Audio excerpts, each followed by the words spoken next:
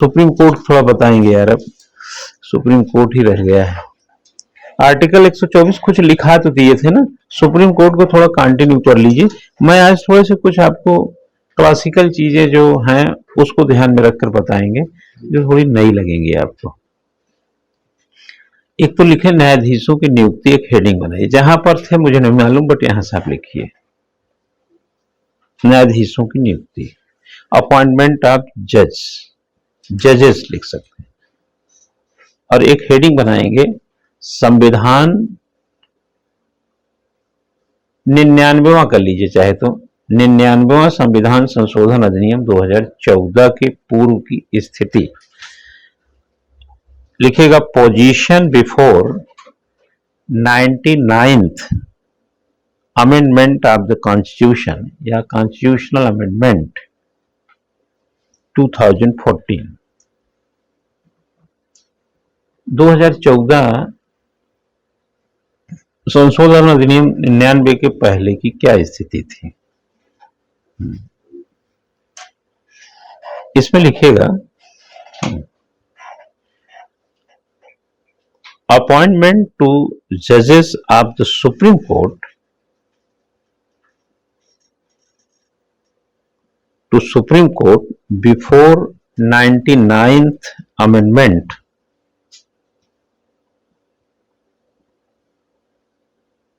which received the assent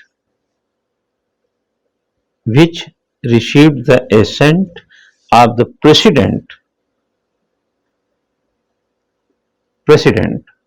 on 31st December 2014। राष्ट्रपति ने 31 दिसंबर 2014 को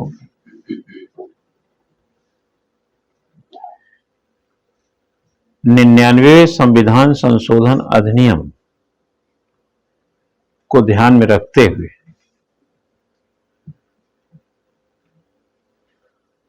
अनुमति प्रदान किया। इसके पूर्व स्थिति थी, क्या स्थिति थी लिखें, आर्टिकल 124(2) लाइन बदल दीजिए, जजेस अपॉइंटेड बाय प्रेसिडेंट, लिखें न्यायाधीशों की नियुक्ति राष्ट्रपति द्वारा।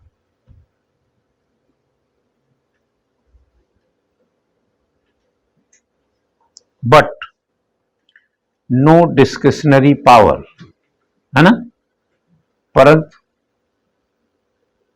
विवेकीय शक्ति नहीं थी। समझ गए आप? विवेकी का मतलब है कि राष्ट्रपति अपनी मर्जी से नहीं कर सकते थे। आगे लिखें, सुप्रीम कोर्ट, लाइन बदल के, supreme court and high court judges appointed by President of India and other judges, या लिखे सुप्रीम कोर्ट हाई कोर्ट के जजों की नियुक्ति राष्ट्रपति करता है, and other judges appointed by President but consultation of Chief Justice। समझ गए ना? अन्य न्यायाधीशों की नियुक्ति राष्ट्रपति द्वारा की जाती है, मगर मुख्य न्यायाधीश की के परामर्श से।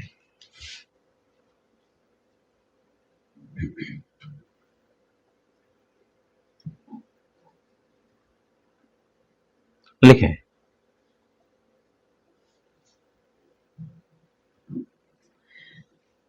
इन दिस केस, इस मामले में प्रेसिडेंशियल पावर, राष्ट्रपति शक्ति इज अ फॉर्मल पावर। राष्ट्रपति की शक्ति एक औपचारिक शक्ति है,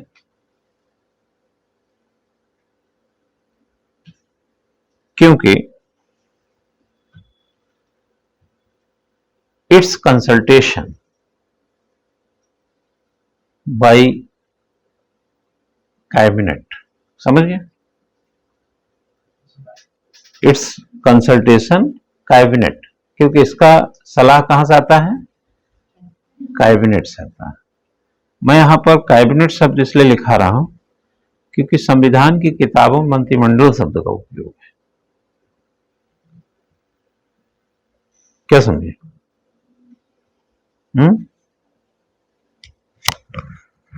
समझ गए? कैबिनेट और मंत्रिपरिषद में अंतर होता है बच्चा। कैबिनेट मंत्री जिसके ऊपर कोई मंत्री नहीं, मंत्रिपरिषद में सारे लोग आते हैं। दोनों का डिफरेंस पता है कि नहीं? हाँ, क्या पता बताओ? मंत्रिपरिषद के लोग विरोधी होते हैं? नहीं सर, वो कलेक्टिव होते हैं। आइडिया है? प्रत्युष आइडिया है? जैसे मंत्री प्रॉपर रहेगा, हाँ, और जो काउंसिल ऑफ मिनिस्टर होती है उसमें सारे बहुत सारे लोग जैसे सरकार बनती है लेकिन पोस्ट नहीं दी बहुत होता है ऐसे भी 12-13 ही होंगे सर, इसी को हाँ। जो काउंसिल ऑफ मिनिस्टर्स है उसमें तो कुछ तो कैबिनेट मिनिस्टर होगा, कुछ पीएम की इमीडिएट बात होती है, कुछ जैसे मतलब जैसे कुछ स्टेट राज्य मंत्री नहीं होते सर वाले, कुछ इंडिपेंडेंट 4 मिनिस्टर्स होते हैं, तो कैबिनेट मिनिस्टर को रिपोर्ट करते हैं। सारे कैबिनेट मिनिस्टर अपने आप इंडिपेंडेंट होता है, जैसे पीएम को। हिंदी में लिख रहा हूं, देख लो। कैबिनेट मंत्री, राज्य मंत्री, राज्य मंत्री में भी दो होते हैं। एक को बोलते हैं स्वतंत्र प्रभार, इंडिपेंडेंट, और एक केवल राज्य मंत्री है, और एक तीसरा होता है उप मंत्री। वैसा एक दौर ऐसा भी था जब संसदीय सचिव भी होते थे, अब नहीं होते वैसे, है ना। ये जो संसदीय सचिव से लेकर ये होते हैं, ये सभी मंत्रिपरिषद में थे। संसदीय सचिव का मतलब आप आईएएस मत समझिएगा, और संसदीय सचिव किसी भी सदन का सदस्य होना जरूरी नहीं है, सदस्य नहीं होता था। 3 जो ऊपर के हैं ये सदन के सदस्य होते हैं, तभी मंत्री बनेंगे। बिना सदन के सदस्य के भी मंत्री बन सकते हैं, बशर्ते 6 महीने में सदस्यता लेनी होती, नहीं रहेंगे मंत्री। इन सभी को मिला दें तो मंत्रिपरिषद हो जाती है, जिसको बोलते हैं काउंसिल ऑफ मिनिस्टर्स। और इसमें से केवल कैबिनेट को ले लें, जैसे जयशंकर प्रसाद विदेश मंत्री हैं, राजनाथ सिंह रक्षा मंत्री हैं, गृह मंत्री हैं अमित शाह, ये सब कैबिनेट मंत्री। ठीक है।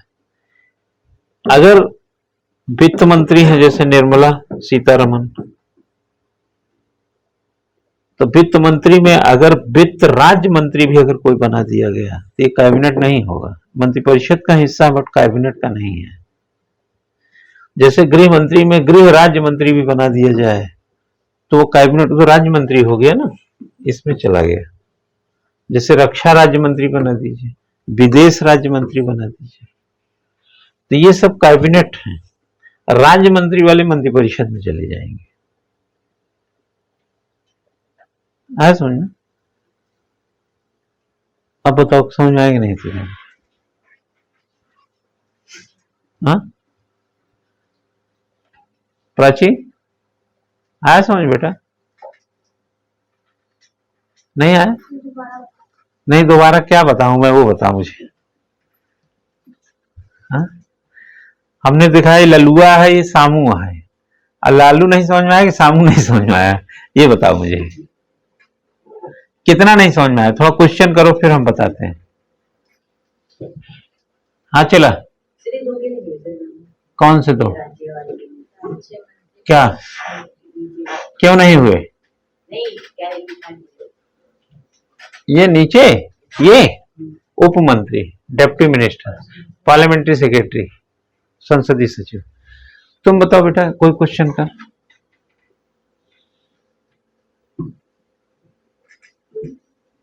क्या समझना चाह रही थी बताओ? इधर में क्या समझाना है? इसको तू चक्कर मत पड़ना, ये तो मैं ज्यादा समझा दिया इसलिए प्रॉब्लम है।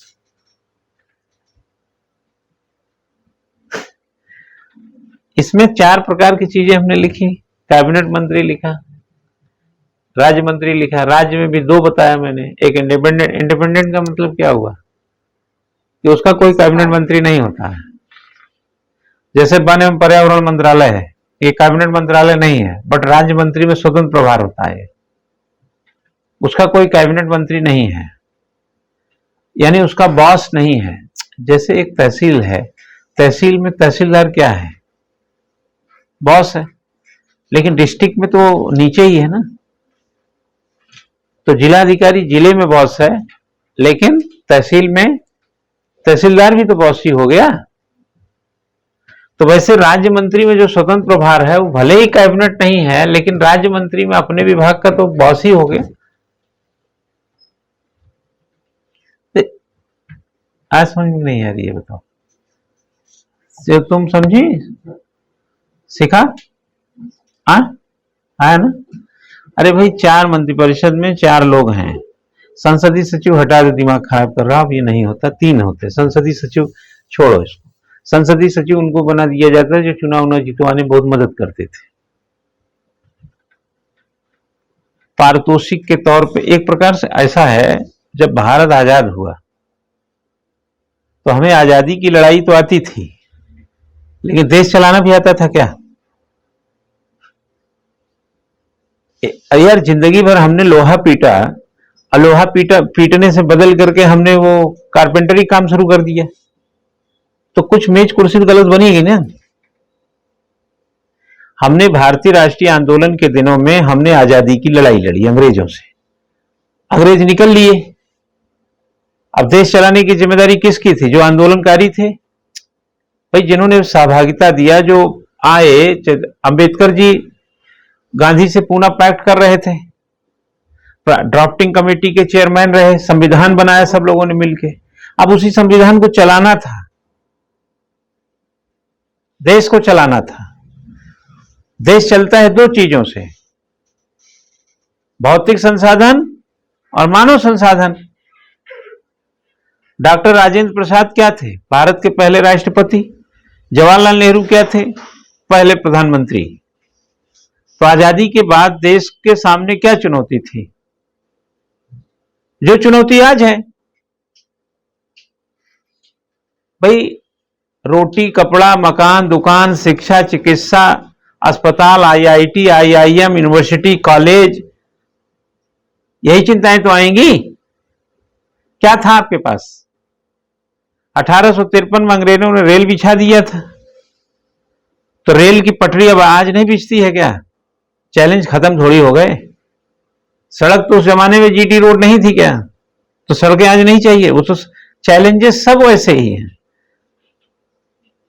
आपको ज्यादा चाहिए तो चैलेंज में तो रहेंगे भाई। जो हाई स्कूल पास आदमी का हाई स्कूल पास करना चैलेंज हुआ, लेकिन 12वीं वाले के लिए तो 12वीं भी चैलेंज ही है।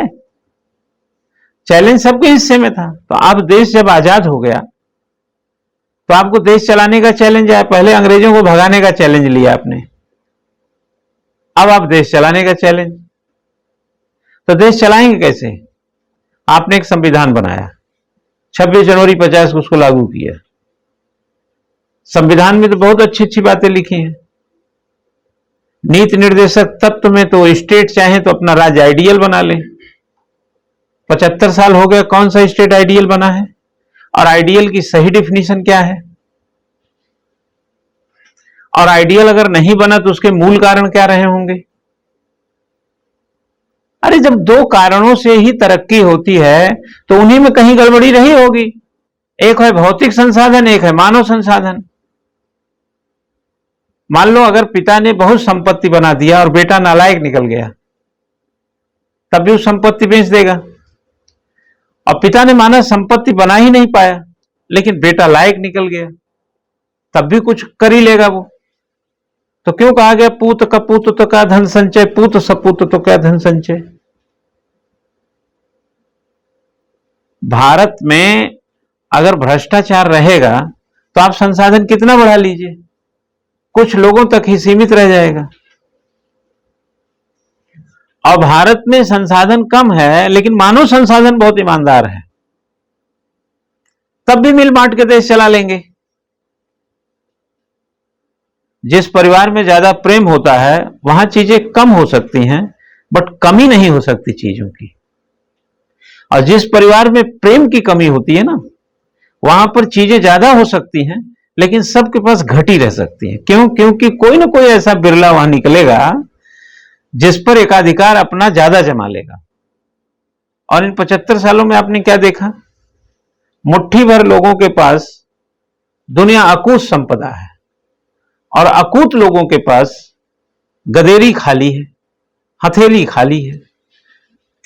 तो जो रूलिंग की गई 75 सालों में, जो सरकारें चलाई गई, वो सरकारें कुछ गलतियां तो की होंगी। नेहरू से लेकर मोदी शासनकाल तक सब अच्छा ही हुआ जरूरी नहीं है, लेकिन सब बुरा हुआ यह सोचना भी ठीक नहीं है। कम ज्यादा संसाधनों और मानव संसाधनों के दरमियान चीजें हुई होंगी। अपने अपने एजेंडे हैं, अपने अपने तरीके हैं, अपनी अपनी सोच है, उसी सोच से देश आगे बढ़ा है। तो नेहरू ने जो सोचा, जो मोदी सोचते हैं, समय अपने आप में ही सोच में अंतर विकसित कर देता है। तो कुल मिलाकर के कहने का मेरा मतलब कि जो ये सब लोगों ने काम किया, इसमें सब सीख रहे थे। नेहरू पहले प्राइम मिनिस्टर थे, कोई ट्रेनिंग लेके आए थे क्या? हाँ भाई, ट्रेनिंग लिए थे। डॉक्टर राजेंद्र प्रसाद कोई राष्ट्रपति की ट्रेनिंग हो रही थी क्या?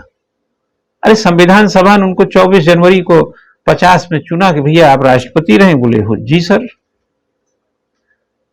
2 सितंबर 1946 को नेहरू को इंटरिम गवर्नमेंट में प्राइम मिनिस्टर बनाया गया। बाद में आए, चुनाव से आए, 51-52 के सब ऐसे चलता रहा। ट्रेनिंग तो किसी के पास नहीं थी ना। देश चलाने की ट्रेनिंग तो देश में गलतियां करके ही सीख रहे थे। उसी में कुछ गलतियां हो रही थी।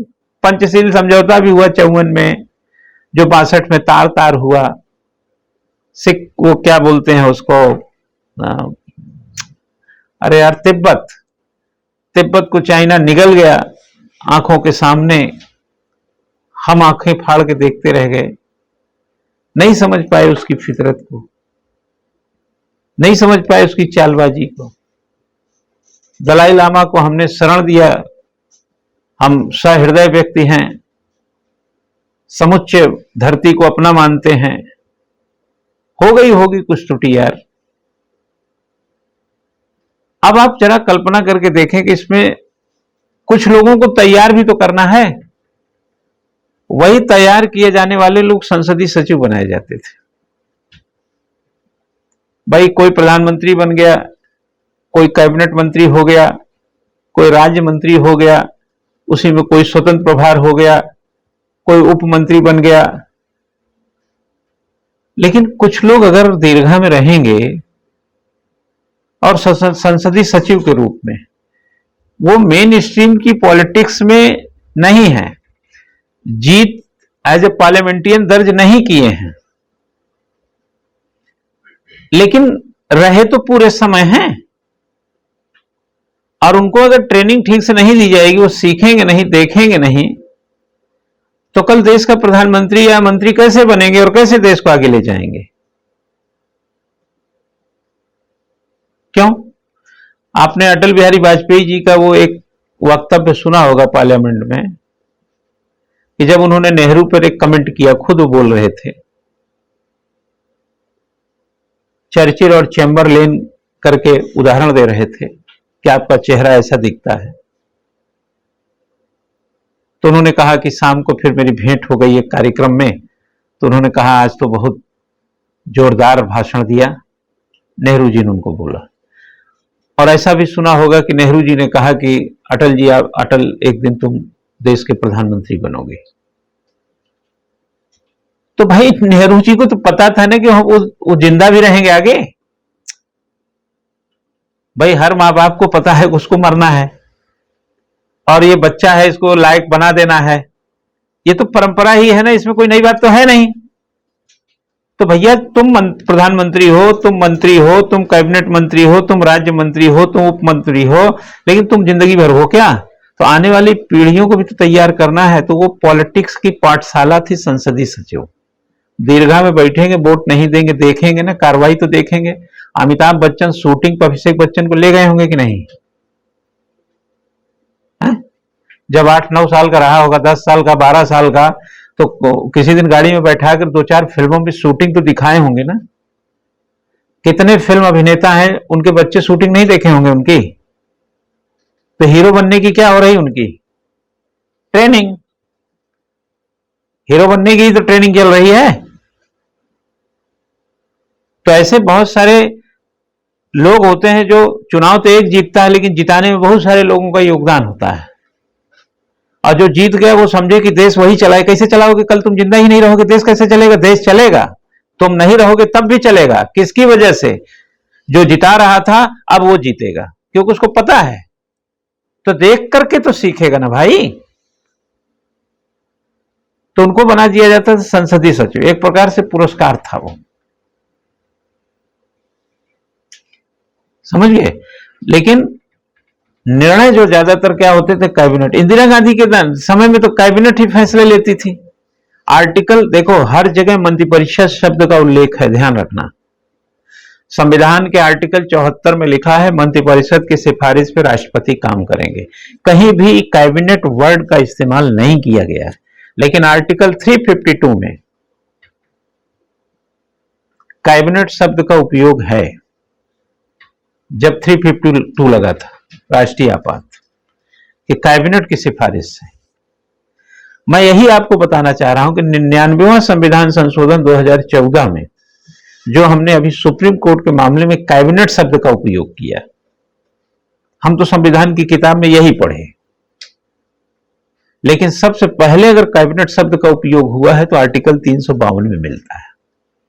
नहीं तो आर्टिकल 74 में साफ लिखा है कि मंत्रिपरिषद की सिफारिश से राष्ट्रपति काम करेंगे। मंत्रिपरिषद का मतलब कैबिनेट से लेकर के उप मंत्री जितने हैं सब शामिल है।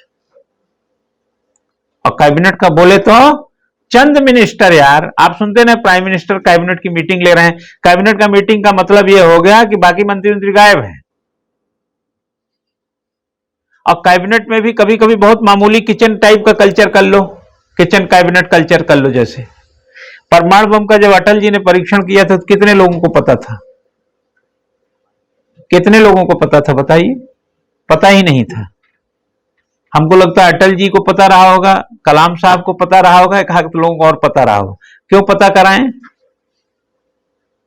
जब इतना गुप्त तरीके से करना है तो क्यों करें भैया, चलो करो, फैसला हो गया, हल्ला नहीं हो जाएगा। पता चला जो मिशन है वही कामयाब नहीं हुआ तो फायदा क्या हुआ? ये कोई जश्न थोड़ी था हमारे लिए। हमें तो अपनी ताकत को पहले दिखाना था, फिर दुनिया क्या सोचेगी बाद में देखना है।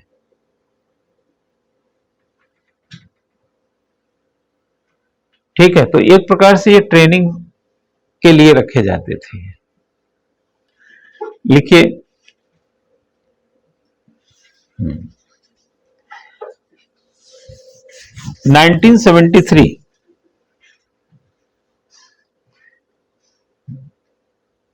the practice was to appointment the senior most judge of the Supreme Court. क्या लिखा आपने? सीनियर मोस्ट जज of the supreme court as the chief justice of India, ऐसा लिखो, as the chief justice of India. 1973 तक senior most ही प्रधान न्यायाधीश नियुक्त होता था। ठीक है, ये बात आपको प्रीलिम्स के हिसाब से भी समझ लीजिए। 1973 तक चला, जो सीनियर जज था वो बन जाता था चीफ जस्टिस। मतलब 26 जनवरी 50 से भी ले लीजिए तो 73 तक कोई लफड़ा नहीं था। मतलब सीनियर को पता था हम ही चीफ जस्टिस बनेंगे।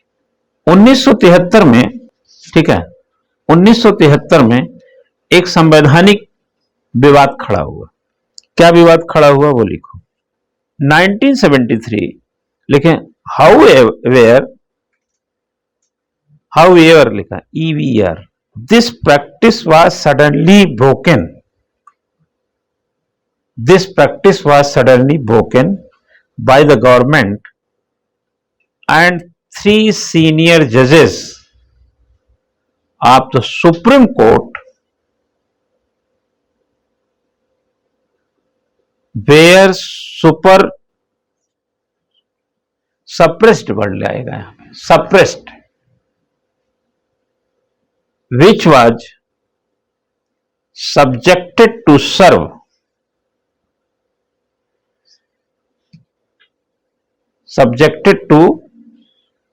सेवेर आएगा क्या, सेवेर, सर्व नहीं है, सेवेर आना चाहिए, SEVERE, saver, criticism by the bar and general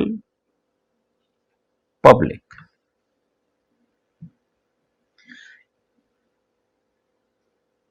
इसमें लिखना था केशवानंद, हिंदी में पहले लिख लीजिए, 1973 में 3 जजेस को नजरअंदाज करके उनकी वरिष्ठता को नजरअंदाज किया गया। बस इतना भी लिख देंगे तो समझ जाएंगे आप।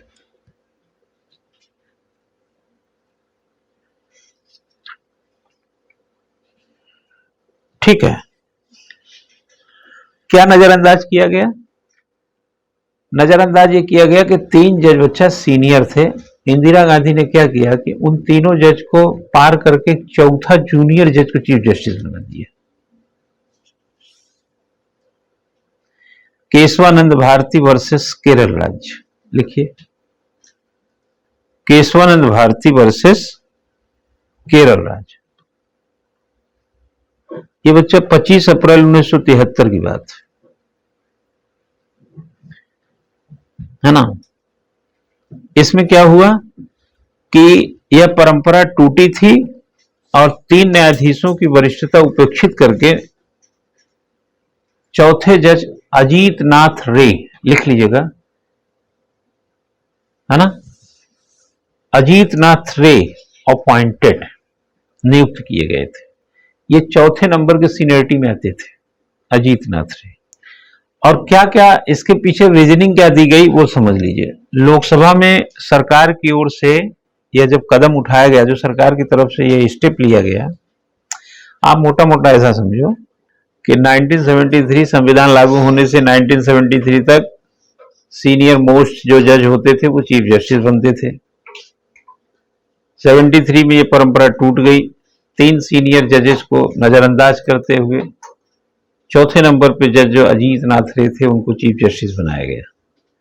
और सरकार ने इसके पीछे, सरकार ने लोकसभा में 5 तर्क दिए और सरकार इंदिरा गांधी की थी। 5 तर्क में पहला तो उन्होंने कॉन्स्टिट्यूशनल ही दिया कि आर्टिकल 124 में कुछ ऐसा लिखा ही नहीं है, इसलिए राष्ट्रपति किसी को भी जज नियुक्त कर सकते हैं। दूसरा, उन्होंने विधि आयोग की सिफारिश की बात कही कि 1956 का जो विधि आयोग की सिफारिश थी हमने उसको 73 में लागू किया गया। तीसरा, उन्होंने अन्य देशों में उदाहरण दिया, जैसे मैंने बताया अमेरिका और इंग्लैंड का, कि वहां ऐसा है ही नहीं कि सीनियर मोस्ट ही चीफ जस्टिस बनेगा।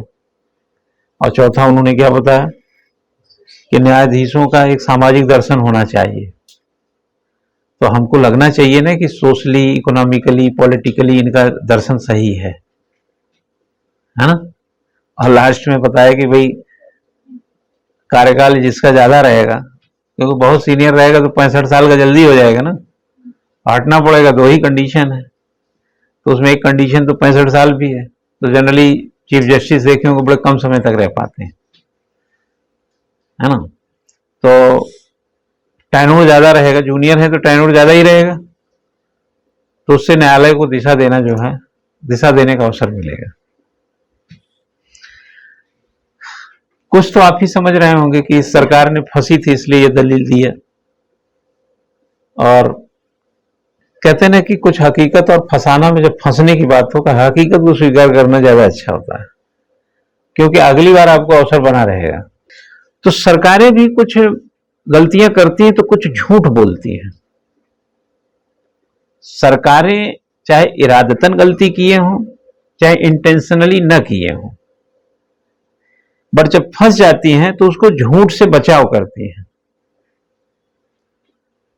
इंदिरा गांधी की सरकार 1973 में जब अजीत नाथ रे को चौथे जज जो सीनियरिटी में तीसरे नंबर के बाद आते थे, उनको चीफ जस्टिस बनाया, तो 5 जो कारण दिए उसमें कुछ तो झूठ था। अगर संवैधानिक कारण दिया जाए कि आर्टिकल 124 में ऐसा कहीं नहीं लिखा है कि सीनियर जस्टिस ही चीफ जस्टिस बनेगा, तो चलो एक बार समझते हैं, संविधान तो पढ़ ही सकते हैं ना। अगर यह कहा जाए कि विधि आयोग की 1956 की जो रिपोर्ट है हमने उसको इंप्लीमेंट किया 73 में, चलो मान लेते हैं भाई रिपोर्ट को, हाथ कंगन को आरसी क्या देख लेते हैं रिपोर्ट में। अगर यह समझा जाए कि पार्लियामेंट में यानी लोकसभा में सरकार यह दलील दे रही है कि साहब इंग्लैंड और अमेरिका में तो ऐसा व्यवस्था ही नहीं है, किसी को भी जज नियुक्त किया जा सकता है, राष्ट्रपति कर सकता है, ये सब चीजें तो कहीं से लिख पढ़ के देख सकते हैं ना भाई। आप इंग्लैंड अमेरिका के चाहे लिखित या लिखित किसी भी संविधान जाके पढ़ तो सकते हैं ना, ये व्यवस्था दी गई है कि नहीं दी गई है, ठीक। लेकिन ये दलील जरा समझिए कि न्यायाधीशों का सामाजिक दर्शन, भाई कोई चीफ जस्टिस से पहले जस्टिस है, उसका सामाजिक दर्शन क्या देखेंगे, और सामाजिक दर्शन में झांकने का पैमाना क्या है, सामाजिक आर्थिक राजनीतिक विचार में वह कहां ठहरता है, कैसे पता करेंगे आप। ये तो एक प्रकार से हाइपोथेटिकल टाइप की चीज हो गई ना। पार्लियामेंट में आपने एक प्रकार से एक नया वर्जन क्रिएट कर दिया। ये एक तो ये बताना था इसमें। आगे एक हेडिंग बनाइए, लिखिएगा 9th जो है कमीशन की जो 9 सदस्यीय जो संविधान पीठ, एक हेडिंग लिख लीजिए, डिसीजंस, फिर डैश करके लिखिए। असल में ऐसा हुआ था, मैं थोड़ा समझा देता हूं पहले। भगवती प्रसाद का नाम सुने ही है, इन्होंने ऑस्ट्रेलिया की तर्ज पे बोला कि जुडिशियल कमेटी होनी चाहिए 1980s के टाइम में। 85 में तो चीफ जस्टिस ही थे, एक कमेटी होनी चाहिए।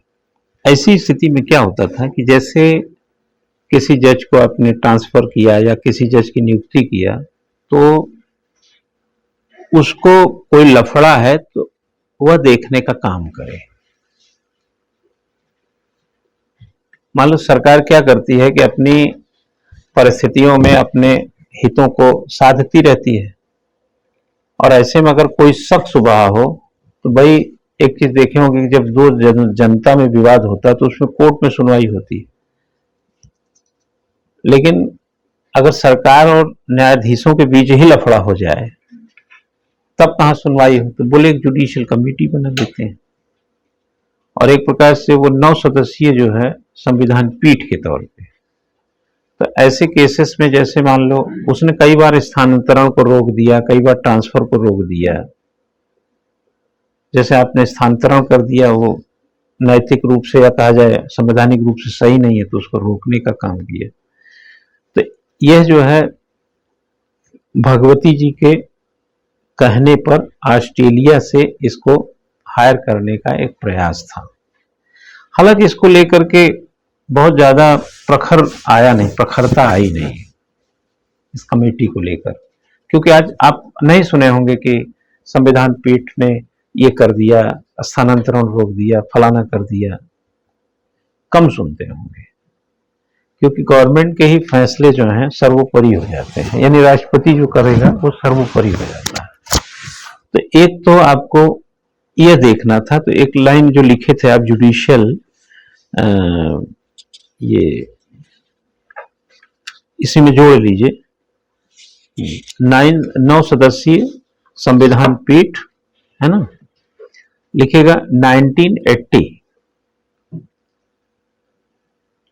है ना, इन 1980 इन केस ऑफ जजेस transverse,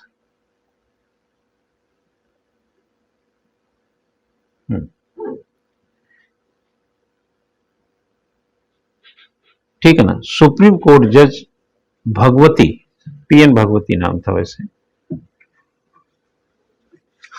recommended a judicial committee in basis of Australia. Australia की तर्ज पर पीएन भगवती ने इस कमेटी को बनाने की बात कही थी।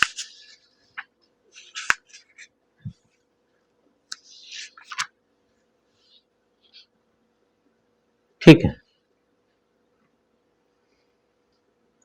एक आप लिखेंगे national judicial appointment commission. National judicial appointment commission, इसका बच्चा जानकारी जो है ना आर्टिकल 124A में है। लिखिए आर्टिकल 124A।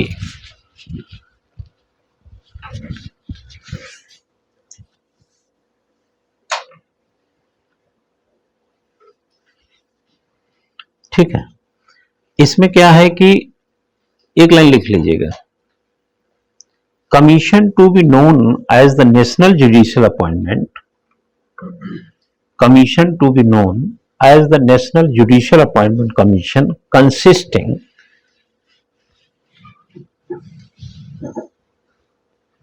राष्ट्रीय नियुक्ति न्यायिक नियुक्ति आयोग के नाम से ज्ञात एक आयोग